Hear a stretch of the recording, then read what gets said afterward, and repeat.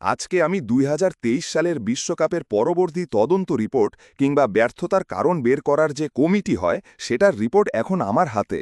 এই রিপোর্ট নিয়ে অনেক কিছু বলা যায়, কিন্তু আমি তো পাঁচাটা কুত্তা, বিশেষ করে তামিম আব্বুর পোষা কুত্তা বলতে নিজেকে গর্ববোধ করি। তাই কেবলমাত্র তামিম আব্বুর পাঁছা বাঁচাতে আজ কিছু গাঁজাখুরি গল্প বলবো। যদিও বাংলাদেশের ৯৮% মানুষই এক একটা বলদা, তাও আশা করি বাকি ২% মানুষ বুঝতে পারছেন আসল গুটিবাজ আমার আব্বু তামিম ইকবাল। প্যাটলা তামিম আর টাকলা জালাল মিলে এই মিথ্যে রটনা ছাগলা বারাসাত আর চটি টিভি ৭১-এর মাধ্যমে বিষয়টা বাজেভাবে ছড়ায়। কিন্তু আমি তো পাঁচাটা কুত্তা, আর আমি ভিডিও বানাই সেই ৯৮% বলদদের জন্য। তাহলে আসেন আর বেশি কথা না বাড়িয়ে পাঁচাটি। একটা কথা ঠিক, বাংলাদেশের ক্রিকেটের সবচেয়ে জঘন্য মানের ক্যাপ্টেনদের একজন হলেন আমাদের সিন্ডিকেটের বড় আব্বু লুলা মেশরাফি।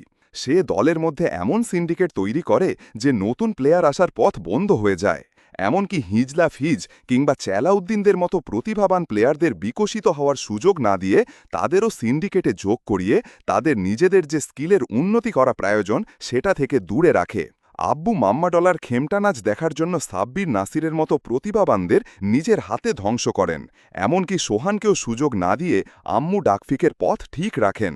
এর পরের জঘন্য ক্যাপ্টেন হলেন আমার আব্বু, সিন্ডিকেটের আব্বু, ভাতিজা ইকবাল। সবার আগে তিনি সৌম্যের ক্যারিয়ার নষ্ট করলেন, তাকে ৫ নম্বরে খেলিয়ে এর সাথে হিজড়াদের সুযোগ দিতে গিয়ে বাকি বাঁহাতি বোলারদের ক্যারিয়ারও নষ্ট করেন। এমনকি সিন্ডিকেট তখন এত অ্যাক্টিভ থাকে যে কোনো জুনিয়র প্লেয়ার সুযোগ পেত না। উল্টো একসময় জুনিয়র প্লেয়ারই প্রতিবাদী হয়ে হাতুড়ে সিংহের সাহায্য চান। ফলে একসময় সঙ্গত কারণে ক্যাপ্টেন্সি থেকে বাদ পড়েন আমাদের ভাতিজা ইকবাল। এখন এসব কথা তো আমি আমার চ্যানেলে বলতে পারবো না, আমাকে বলতে হবে কোচ হাতুড়ে যে নাসুমকে থাপ্পড় মেরেছিল এটা সবাই দেখেছিল। যদিও কমিটির কাছেও কোনো প্রমাণ ছিল না, কেবলমাত্র ফুপা ফারুকের বানোয়াট গল্প ছাড়া। আর ফুপা ফারুক তো আব্বু তামিমের কথা উঠে আর বসেন, অনেকটা আমার মতো। এমন একটা থাপ্পড় কাণ্ড যা লাইভ ম্যাচ চলার সময়ও কোনো খেলোয়াড় দেখেনি কিংবা মাঠে অন্য কেউ দেখেনি, তাই না? এই জাদুকরি থাপ্পড় নিয়ে আমাদের তামিম আব্বু মিথ্যে বলেন যে কোচ ডোল্যান্ড নাকি ঘটনাটি দেখেছেন, অথচ ডোল্যান্ড নিজেই অস্বীকার করেন এবং বিষয়টি নিয়ে জানেন না কিছু বলেন সবাইকে। আর সিন্ডিকেটের বড় আব্বু থেকে দল থেকে বাদ দেওয়ার প্রতিশোধ নিতে প্রথমে আমরা কোচ ডোমিঙ্গের পিছনে উঠে পড়ে লেগে যাই।